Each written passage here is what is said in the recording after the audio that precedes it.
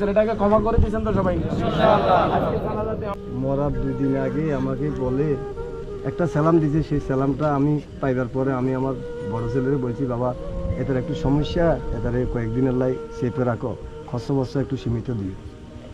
যাক আর দাদু, এটা হলো মঙ্গলবারের কথা। বৃহস্পতিবারে আমার দাদু উমরা হজ করতে যাইব রাত্রে। আর দাদু তুমি চাবি চেয়েছে, গাড়ির চাবি দেন না, আব্বাই নিষেধ করছে। তারপরে অনেক জোর বাইরে রাগ করে চলে যাওয়ার বাসার তো, হ্যাঁ বাবাই মনে তো আর বুঝেন নাই, কেন তো আর মা বাপ ভাই বুড়োদের কেন খেতে চাবে, সাবির দিছে। দেওয়ার পরে যাক আমার ছেলে উমরা ঘুরিয়ে আসতে, তার এক বন্ধু ছিল মক্কাতে, সোহেলের বাসার সেরি খাই, সেখান থেকে আমার ছেলে রওনা হয়েছে হতে আয়। আল্লাহর হুকুম অ্যাক্সিডেন্ট হয়েছে, আল্লাহর ডাকে। আমি সবসময় আল্লাহর কাছে, আমার মা অসুস্থ হয়েছে আর সবসময় আল্লাহর কাছে মৃত্যু চাইছি, যে কোনো রমজান মাসে শুক্রবার আল্লাহ তুমি আমার পরিবারের, আমার মাকে আমাকে যাকে স্মরণ করো, যে কোনো রমজান মাসে শুক্রবারে স্মরণ করো। তুই যাক এখন আমার কলজার থেকে প্রথম অবস্থায় আমার ছেলেকে নিয়ে আল্লাহ আমাকে বুঝেছে যে তুই ধৈর্য রাখতে পারস কিনা।